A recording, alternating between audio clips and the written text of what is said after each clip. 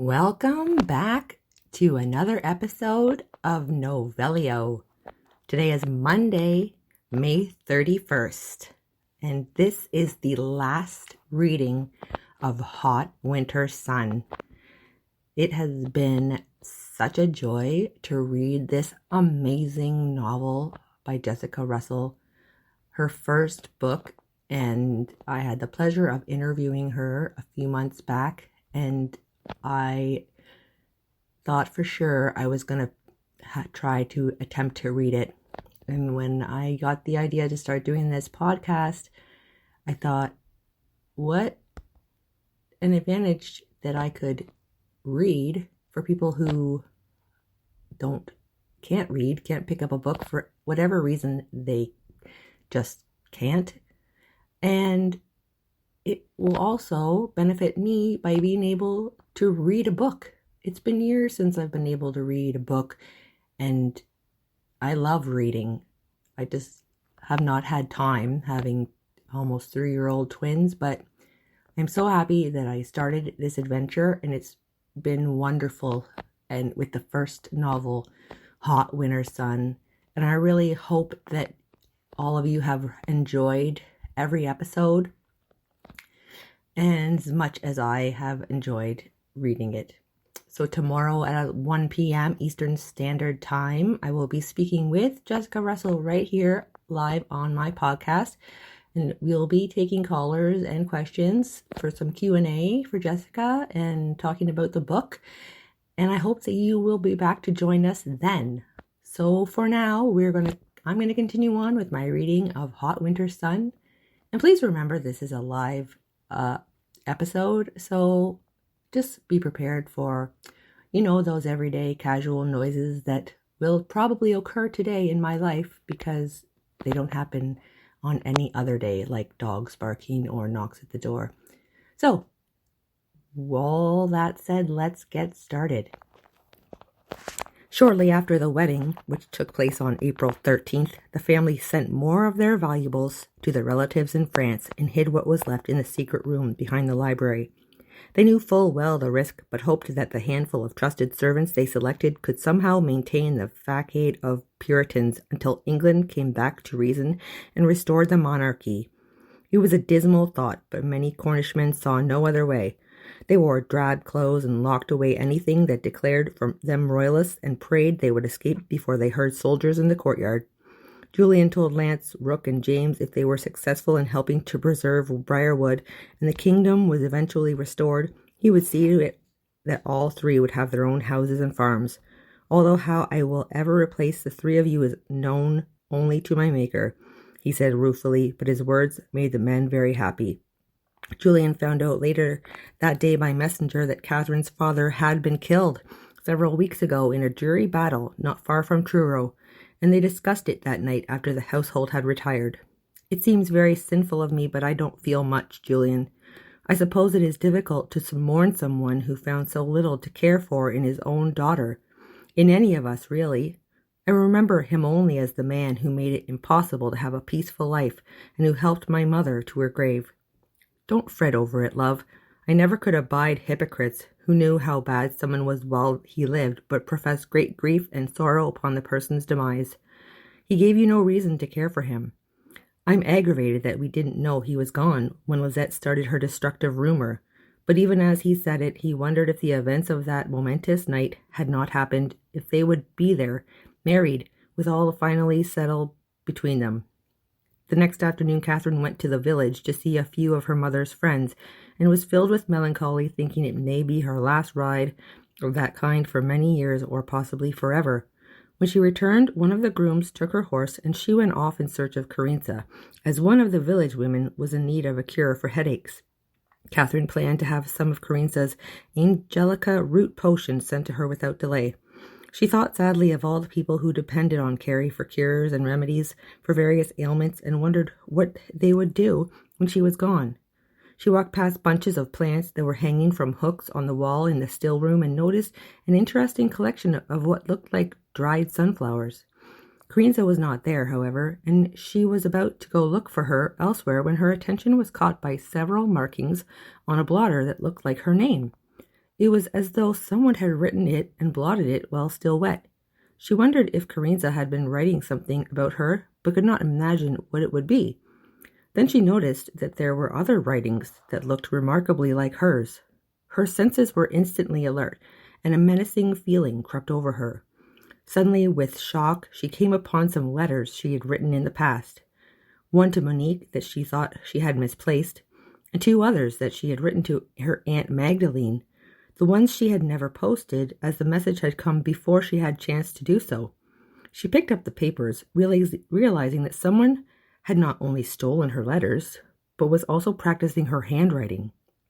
With horror, she read a short note that was signed with her name. Dear Julian, forgive me, but I must leave here.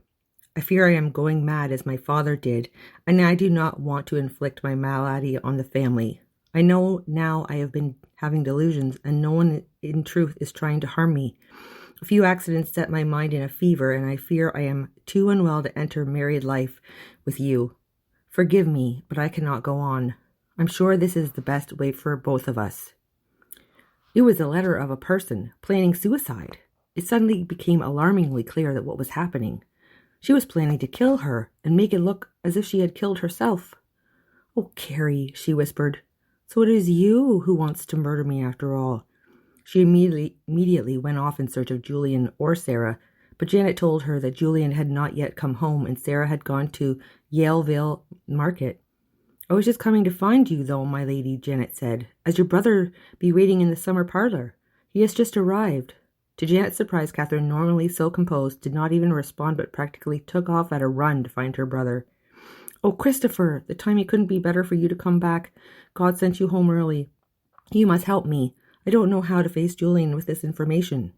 All right, sweetheart, calm down and tell me what's going on, he said, knowing it must be significant for Catherine to be hysterical. She showed Christopher the letters and told him how she came upon them. After what seemed like an unbearably long silence, he said, Catherine, it is not Carinza who means you any harm. I must ask you to take my word for that. Please go to your bedroom and stay there while I fetch her from Jennifer's. Rose brought tea when Janet went to get you. And Carinza looked distraught and had gone to Grantley Estates when she couldn't find you earlier. Something is going on, but I assure you it is not Carrie who has done this. I think I may have pieced it together.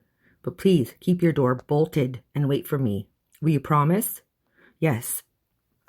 Carinza was never so happy to see Catherine's brother and rose immediately when he was shown in. Oh, Christopher, I was searching for Catherine or Lance, but no one was about, and I had to talk to someone, so I came here. You will not believe what I found in Sarah's room. There are letters. I hid them in my still room. They look like... Sarah's room? He interrupted, knowing the rest of what she was going to say. So it is her after all. Where is Julian? I'm not sure. He had gone to meet with the men in the Barston, but then sent word that he was coming home early. He hasn't made it yet, though, Carinza said, looking anxious and worried. I found the letters when I was snooping in Sarah's room. I was doing so because of some odd things that happened lately. One day she insisted on taking Catherine's posset to her, saying she was going there anyway. I snuck along behind and tasted it before Catherine got there. It seemed off to me. I took it to the window, threw it away, and made her a new one. Then yesterday Catherine thought she was locked in her room and couldn't open her door. I heard her call and opened it from the hall. I think Sarah locked it and then unlocked it right before I got there to set the stage that Catherine was imagining things, going mad, and to get the rest of us to believe it as well. Then these letters, they're horrible. Christopher, wait till you see them. One of them infers she is planning to take her life because she thinks she is losing her reason. Let's go back, Carrie. I'm not sure I have all the pieces put together yet, but it is urgent that we return. Should we come with you? Richard asked. No, the less people in danger, the better. Just stay here and keep Matthew and Clarissa away from Briarwood. I will send someone with word immediately when I get to the bottom of it. They agreed, and Christopher left with Carinza. Meanwhile, Julian came into the hall after being informed that Christopher had returned, but he was unable to find either Catherine or her brother. Janet was just on her way to the main staircase, and Julian stopped her. Do you know where Catherine is? I thought she'd be meeting you at Lilac Point, sir.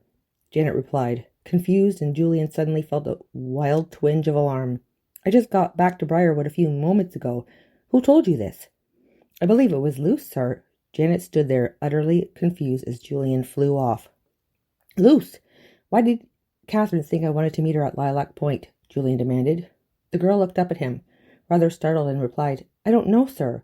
Her brother came back when you were in Barston, but then he went to Grantley Estates. Catherine went to her bedroom and said she did not want to see anyone, but that one of us should fetch her when Christopher came back. Not long after, though, she told us you needed her to come to Lilac Point immediately and went off. But I wasn't even here, Luce. Who told her this? I must know. Luce suddenly seemed as if she was on the verge of tears, and all at once Julian realized he was shouting at her. He lowered his voice immediately. I'm sorry, Luce. I am not angry at anybody, but I need your help. Why, of course, sir, Luce replied, looking fearful. You said she was waiting in her rooms for Christopher to return from Grantley, and that she didn't want to see anyone. But something must have happened to change that and make her leave for Lilac Point. Did anybody go to her room or speak to her before she left? Only Sarah, sir. She said she was going to see if Catherine wanted a supper tray sent up. I told her I would do it, being that's one of my tasks, but she wanted to go herself. In an instant, Julian's memory traveled quickly over the events of the past year. Was Sarah also the one who received the message long ago when Catherine's aunt requested a visit from her and Robert? Or was it Janet who took the message? No, sir, we only heard about it from Sarah. She was the only one here to receive it when he came. You are positive? Yes, sir, positive, she replied in a small voice. Thank you, Luce. Please don't be afraid. You have been very helpful. But if Christopher or Lance return, and I must ask you to carefully watch for them, send them to Lilac Point at once and tell them to come armed. Catherine's life may depend on it. You can count on me to do so, sir, Luce answered, wide-eyed and frightened, but determined to carry out his orders. The last section called Escape. Catherine looked around in the receding light, feeling an odd sense of trepidation, as Julian was clearly not there. She thought the copse looked so beautiful, so secluded, and suddenly so ominous. She heard a sound and quickly turned. Sarah! I didn't expect to see you here. Have you seen Julian? You said he wanted to meet me here in all haste, but he's nowhere to be found. The two women stood looking at each other for several moments, interrupted only by the shrill cry of a gull. Answer me, Sarah. You look strange. Julian is not coming. I don't understand. You won't see Julian again, Sarah replied with a faint sardonic smile, nor will he ever see you. You, unfortunately, are going to kill yourself. But I will tell them not to think badly of you for it. You couldn't help you were mad. It took a moment for Catherine to process Sarah's words, which she ultimately knew could only mean one thing. Then, with utter resignation in her voice, said, So, I am finally face to face with Robert's killer? Why, Sarah? What had he done to you? What have I done to you? She saw the pistol in Sarah's hand and was seized with an almost unbearable urge to understand why this person she thought was her friend would commit murder. Extreme measures must often be taken to make things come out right in this life, Sarah replied. Soon no one will be able to make me leave Briarwood, or tell me I have any less of a stake in the estate than the twins or your child. But you would have always had a place, Sarah. Why would you think anyone would turn you out? You held the best position in the household, and nothing was ever denied you. I don't want to live here as a servant, she sneered. I want my rightful place and a place for Nathan. His rightful position is the heir to Briarwood. Everyone knows that, but they will not acknowledge it. It could have been worked out, too, but you had to come with your strange, celestial beauty and bewitch Robert. I thought it would be over with him, out of the way, especially after you left for France. You made that part easy for me. I am patient and methodical, not like some who are impetuous and cannot stop and plan. If things are working in my favor, I calmly step back and let them unfold. Then I use what I can to my advantage instead of trying to orchestrate every detail. As long as Robert didn't marry, Nathan's inheritance was safe. Since Jennifer had no child, then Robert came home with you. I couldn't believe it. I asked for an audience and put it straight to him that my child was born first, but I would settle for half of the inheritance for Nathan and half of your firstborn son if you had one. I could tell he was hiding his laughter. He thought it was funny. I was the one laughing later, was I not? When he was dead and you were gone and Julian less inclined than ever to marry, then suddenly you were here again, and not only that, but having Robert's child. I didn't think I could possibly hate you any more than I did at that time. Catherine was completely shattered by this new knowledge. Her mind flashed back to the grave marker she thought was carved in error, and now understood that the message that had supposedly come from her aunt had never come at all. It was just Sarah making a tidy finish to her plan. "I must have been blind," Catherine said with defeat. "Yet you offered to send someone after the non-existent messenger. What if I would have said yes?" It was an odd detail that most would not remember. However, this was Catherine. "I doubted you would have wanted me to, but if you did, I would have simply said that it must have been traveling faster than I thought. You intercepted Christopher's letters, of course. That's how you knew my aunt was gone. But why send me there? Wouldn't you think I would return upon finding her dead? I assumed you would come to grief somewhere along the way with no one to turn to in your weak heart. It was the perfect place to send you, to someone who was no longer there to help. It was also far less risky than killing you. It never occurred to me you'd have guardian angels in France. When you returned, I knew I must act quickly, as I realized Julian was in love with you and would soon convince you to marry him. And I was right, was I not?" She practically shrieked. "Oh, Christopher, why didn't I listen and stay where I was until you returned? Because I trusted her, that's why. You lured Robert to the woods the same way you lured me here. You could do this to people who trusted you and cared about you. Your regard for me made it easy, as it did with Robert. I simply told him Julian was waiting for him and had asked him to come alone. Then I set out to wait." Catherine closed her eyes in horror, desperately trying to drive away the image of Robert riding into a death trap. Of course, he would have had no reason to distrust Sarah. She grew up with the twins and was the faithful manager of the home for 9 years. Yet underneath, she was so filled with envy and desire for position that she wanted to eliminate anyone who dared try and take what she believed was her boy's inheritance, treating them as if they were objects to be disposed of. How could she have fooled me so completely? "They will never believe I killed myself, Sarah. Everyone knows I've been in danger. They will suspect something." "Well, even if that happens, there are so many others they will look for before me. They will likely suspect a fanatical Puritan, such as your father, or Lizette, as she has long wanted Julian, and he threw her aside rather than unceremoniously.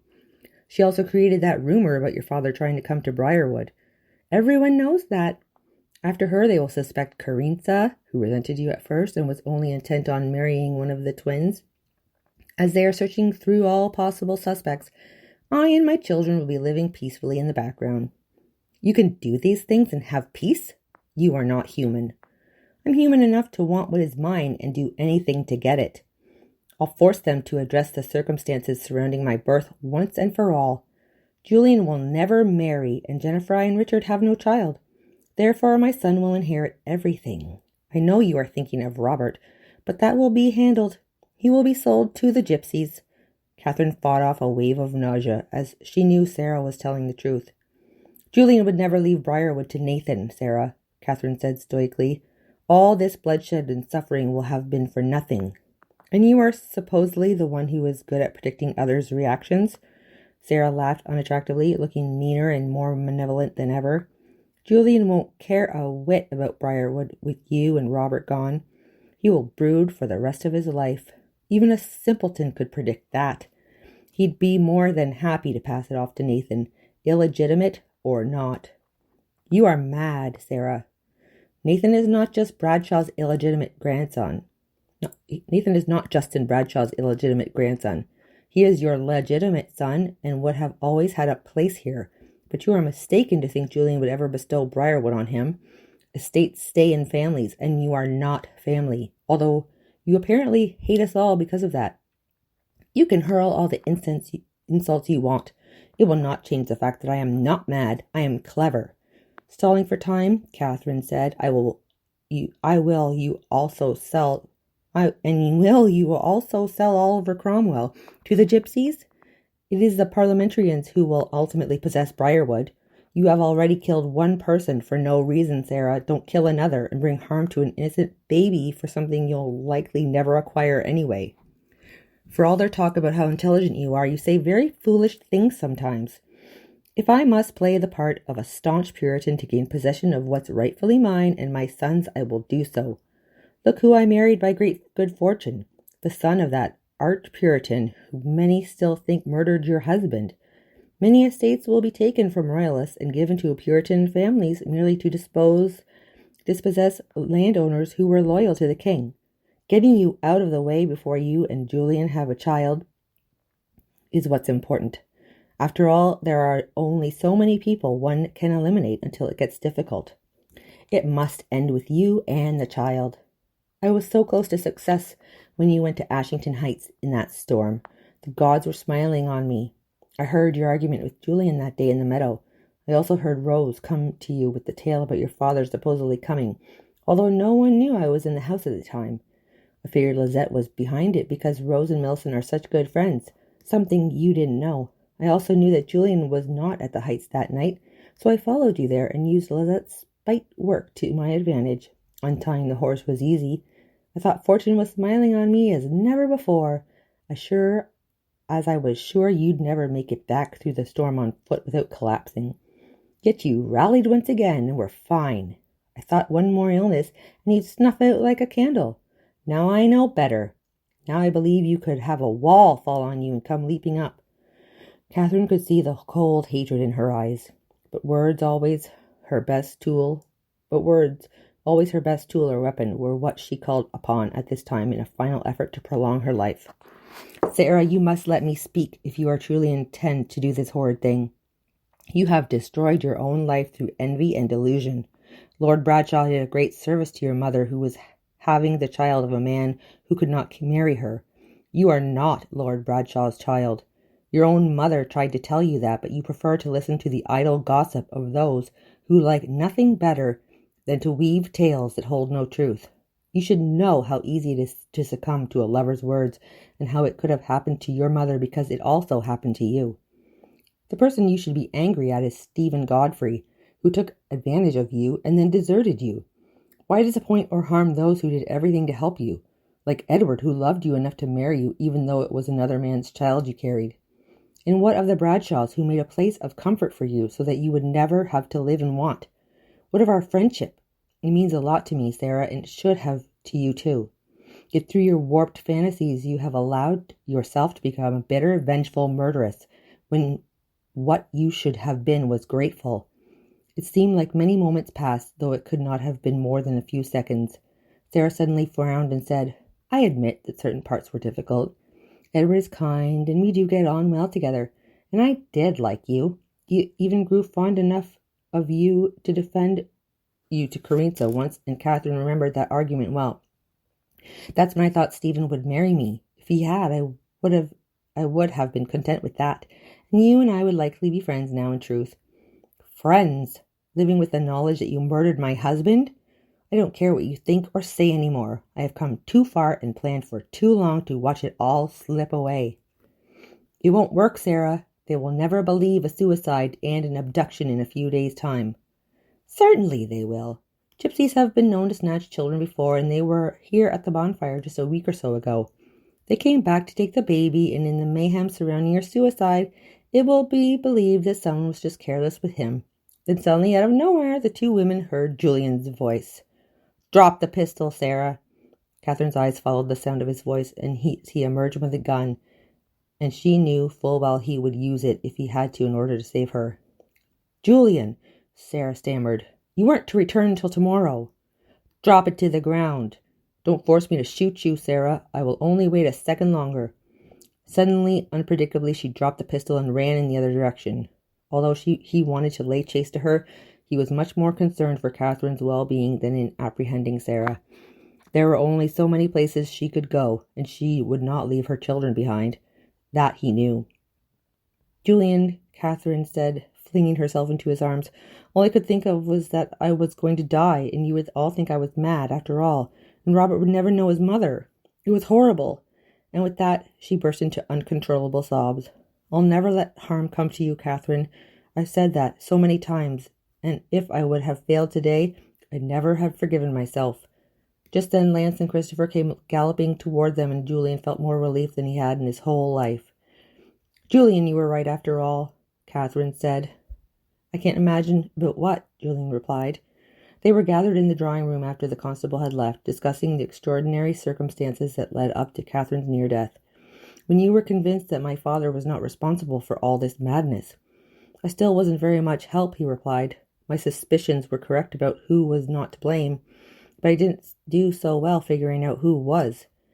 I briefly thought of Sarah and dismissed it almost immediately, but I missed the clue that would have solved it all when I questioned Janet. I asked her if she could recall what the man looked like who had come with the supposed message from your aunt. When she said she couldn't, I should have realized that she was not saying she didn't remember what he looked like. She was saying she didn't remember him being there at all, which of course he wasn't. I don't know, said Richard. I don't think anyone would have suspected Sarah for long. She seemed to be a young lady with silly fantasies, but I never would have thought she could be so dangerous and calculating. What is to become of Nathan and the other child if she does not return? Oh, I believe she will return, Julian said, but she will likely do so in the dead of night, or at some other time when she believes she can sneak in, snatch the children, and go.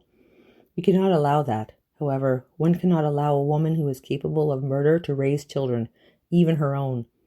Edward is completely shattered by it, but he is determined to care for the boys, and I don't feel it is my place to tell him he can't.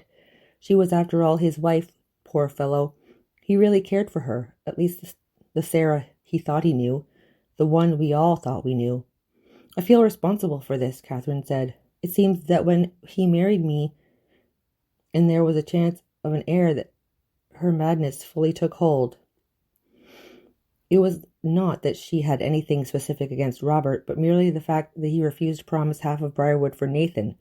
She obviously thought it was a possibility of heirs from Robert and I were eliminated. Catherine would somehow eventually end up with the estate. I suppose with an ill mind there is no reason to guide it. If not for him marrying me, though. Nay, love, Julian said, she would have done this regardless of who he married, and he certainly wouldn't have remained unmarried for a lifetime. And to think I practically laughed it off when Sarah found herself pregnant, and was relieved when Edward chose to marry her, believing that would be the end of the matter. I should have realized she was obsessed with wealth and prestige. Obsession leaves no room to care about anything else. It is why such a state of mind is dangerous. How did she know Catherine's aunt had died? Carina asked.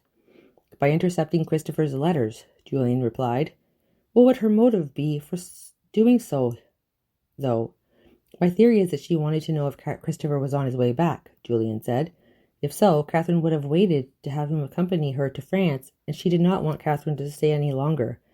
I think she predicted correctly that Catherine and I were on the verge of reconciling and what the subsequent result would probably be. She was right after all.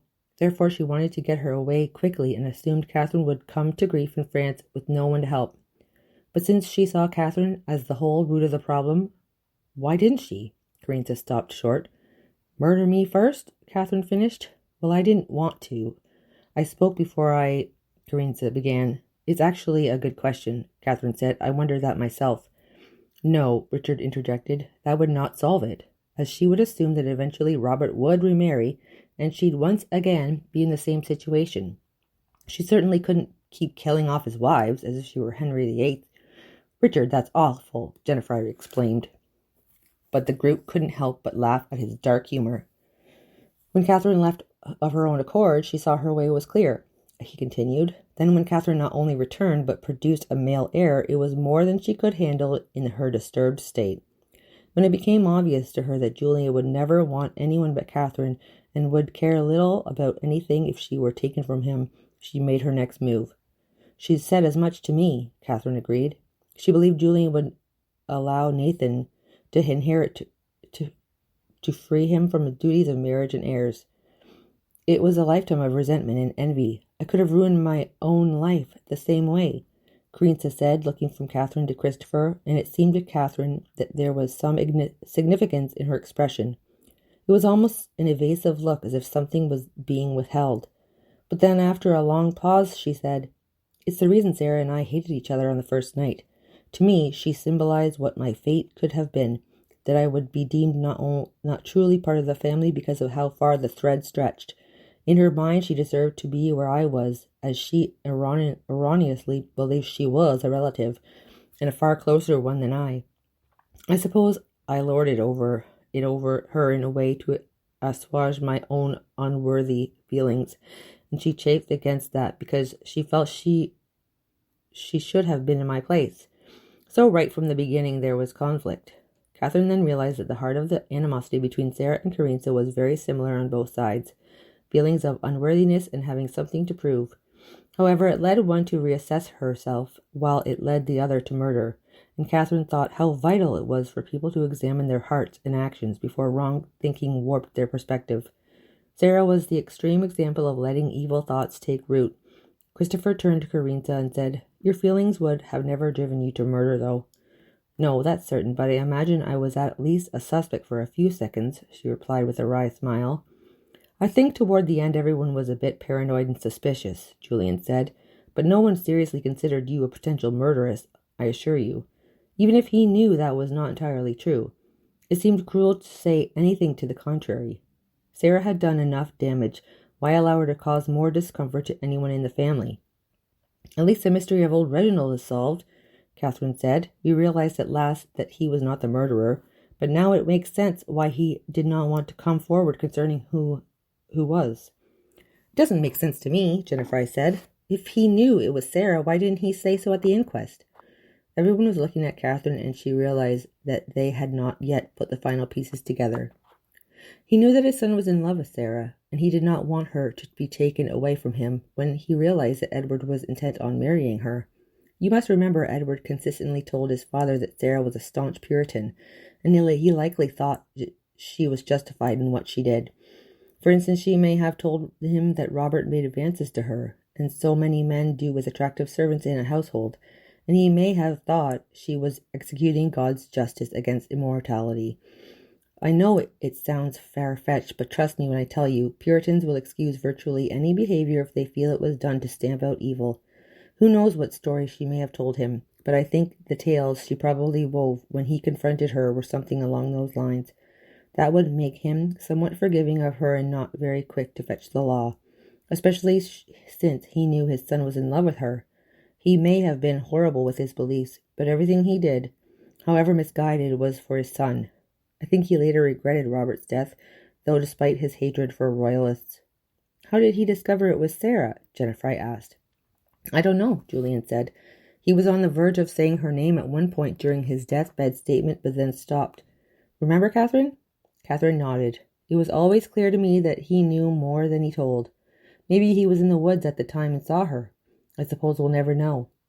Christopher and I thought briefly of Sarah, and that maybe she was looking for inheritance based on her fantasy of being a relative, Julian said, but because no attempts were made on me or the child, we dismissed it.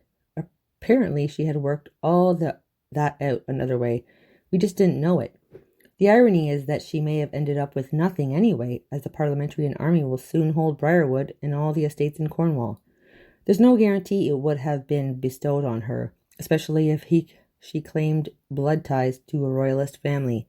It may have only gotten herself and Edward arrested. The Roundheads will be here very soon. "And we must really go," cried Catherine. "I'm afraid so, love," Julian replied. "The Roundheads won in March. Really, the rest will be fought out at Pendennis Castle," said Christopher. Just then Matthew walked into the room unexpectedly. "Christopher, I want you to be my father now," he demanded, "and stop talking about war all the time."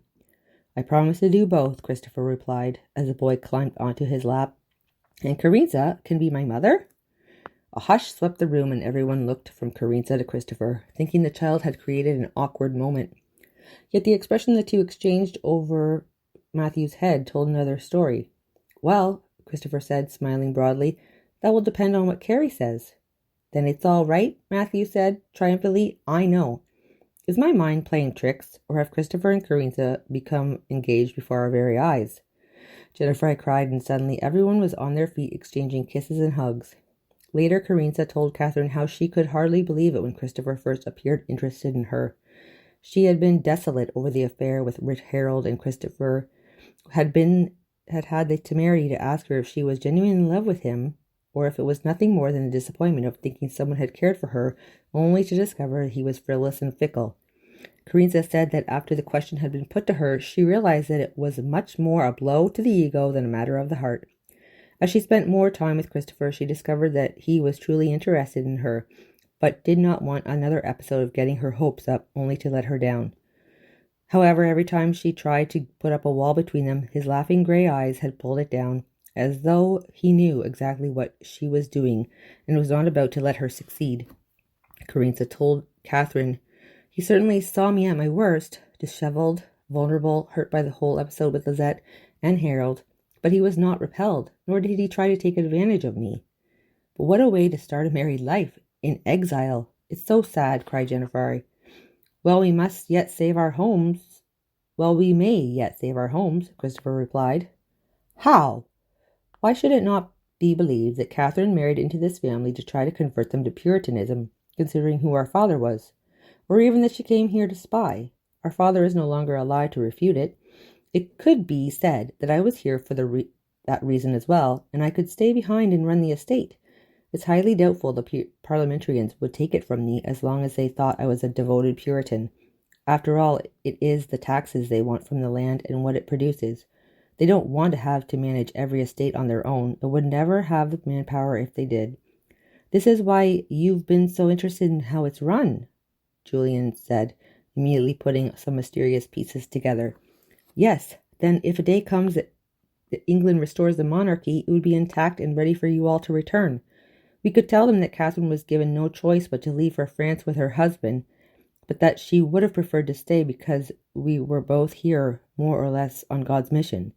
It sounds absurd, but it is exactly what Puritans do in many cases. As we said before, they even infiltrate homes as servants. Was that not why everyone suspected Edward or his father of killing Robert? As heinous as it sounds, even the rumor that our father had something to do with Robert's death may work in our favor. You can go safely to France with other landowners and help King Charles to raise his standard while we quietly maintain Briarwood for the family. I am hoping I could encompass Grantley estates in the plan as well, since there is a family connection through Jennifer. I could tell them that they were really both owned by Lord Justin when he was alive, and he bestowed the other home on Jennifer when she was married, as if it were part of the dowry," Catherine said. "Well, it would be a way to keep the estates together and preserved for both couples to return. I would have Lance and Rook and James to help me, and Carrie would know certain things to do as well. I know it sounds outrageous, and you likely think I've lost my mind, but I believe it could work." "Carrie would stay too?" "My somber approach to life will convince everyone that I was all for Parliament," Carinza said. "It makes me the perfect wife for Christopher. It would be said that my dour appearance and lugubrious, retiring manner was because I was secretly a Puritan sympathizer who can now come out firmly on Cromwell's side since the king is defeated. The way I have lived my life will work a benefit for this charade. It would be easy for Christopher and I, and he could even instruct me on how such households are run, having grown up in one. They would never believe it of Julian or Richard, but Christopher and I could be very convincing. Besides, I don't think I would want to get married and then leave my husband to flee France. It doesn't seem very romantic to me." And suddenly everyone was laughing.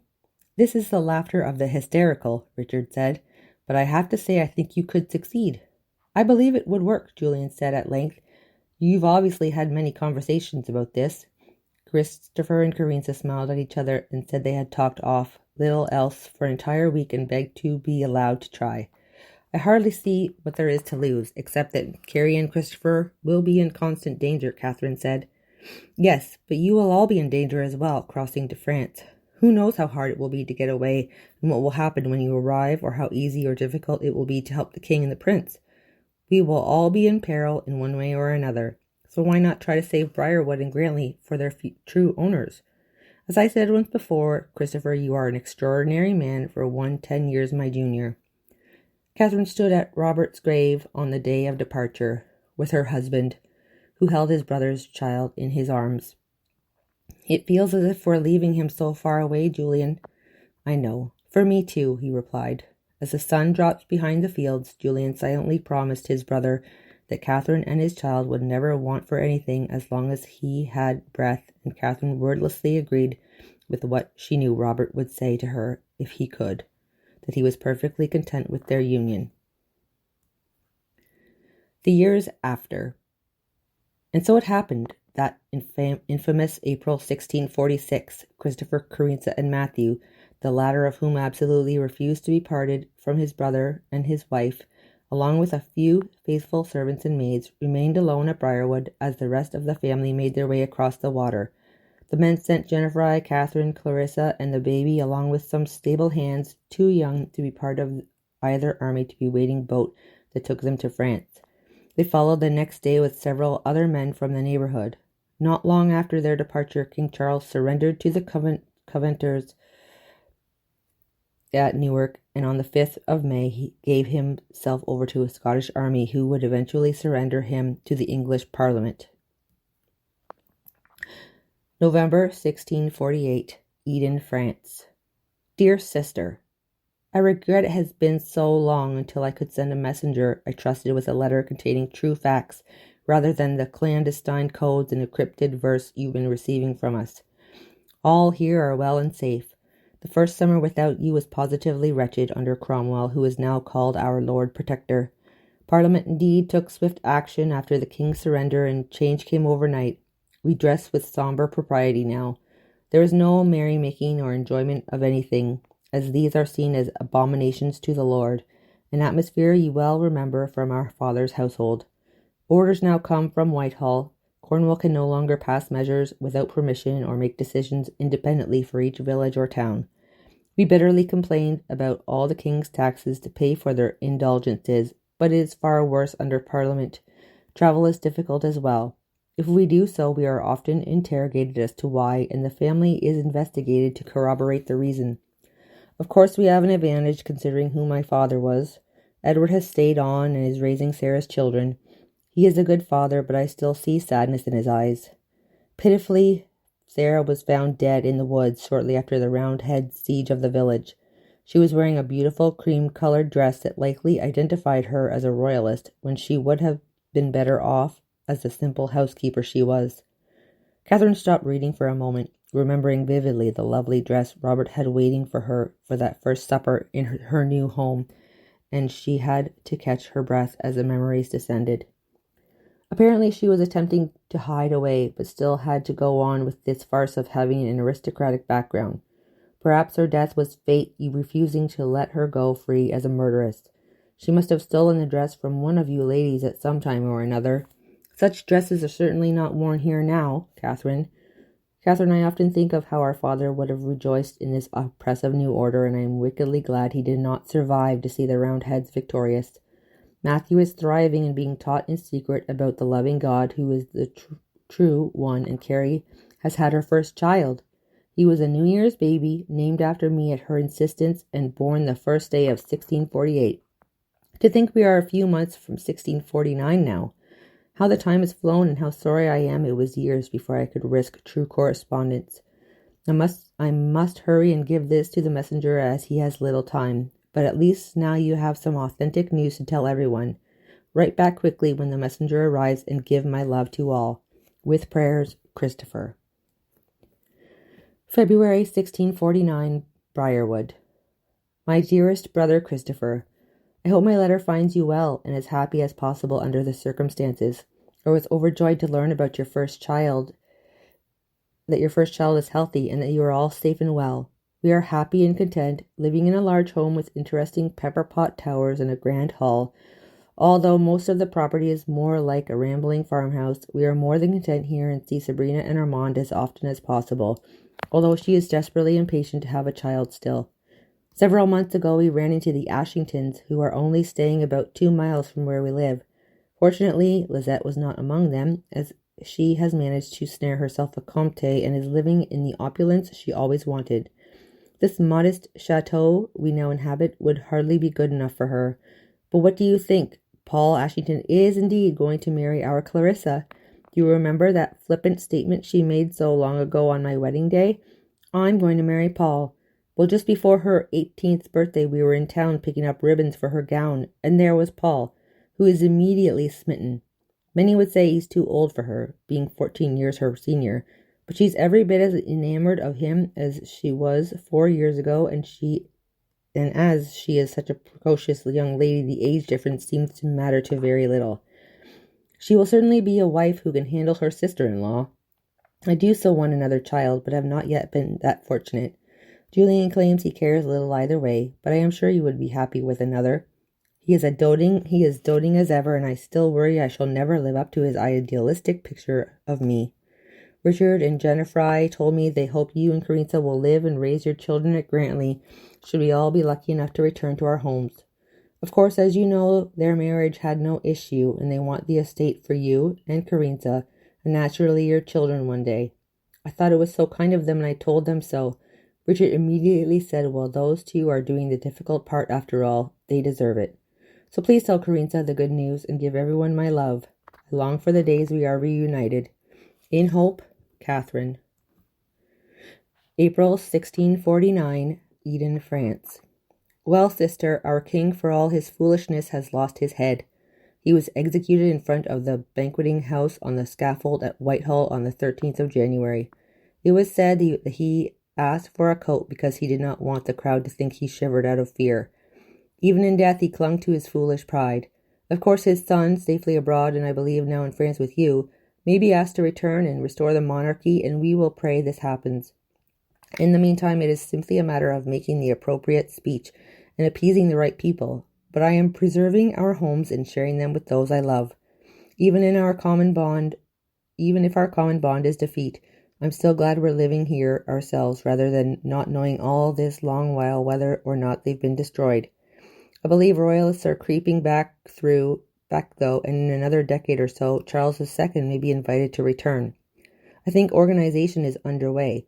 It was said that weapons were hidden under thatched roofs or buried in coffins, and it does not seem as far-fetched now as it once sounded. Regardless, we at Briarwood have taken the oath and so far are above suspicion. Let us pray we will remain so, and lastly, Carrie asked me to tell you that your favorite room with the broad windows is being kept polished and tidy, so that when you return you can enjoy your hot winter sun again, a phrase I once heard from Julian. Perhaps someday one of you will offer me the full explanation. Catherine could feel him laughing through the parchment, and a smile illuminated her face. Well, goodbye for now to you and all my beloved family. We will be here waiting when one of you returns, healthy and well. Your loving brother, Christopher. Epilogue. Catherine cheated death until the age of 59, at which time her heart simply stopped beating. But she died in her own bed, back at Briarwood, with the monarchy restored, having lived many years of her life with the gay and clever Charles II on the throne. Julian, being unable or unwilling to live without her, died 6 months later, 2 weeks from his 71st birthday. A second child was born to them in 1655, whom Catherine named Julia. She had the look of her father, and to Julian's dismay, his temperament as well. Robert was taught to run Briarwood with an expert hand, and the land once again prospered as it had before the war. Carrie and Christopher had 3 sons, and Grantley estates was willed to them, and Matthew by Richard and Jennifer, with whom they lived after the Restoration. Clarissa remained in France with her husband, Sabrina, and Armand. She had a brood of 5 children, a son and 4 daughters, and her marriage to Paul was a great success. Much to their pleasure, Sabrina and Armand finally got their wish and had twin daughters and a son. The tangled family tree continued to grow as England's tumultuous history continued to write itself, and everyone appreciated peace and harmony just a bit more for all they had suffered. And that, my friends, is the end of Hot Winter Sun. Again, it's been such a wonderful pleasure to read that with all of you, and I truly hope that each one of you have enjoyed the novel as much as I have. Tune in tomorrow when I speak to Jessica Russell live on our show at 1 p.m. Eastern Standard Time. Have a wonderful rest of your day.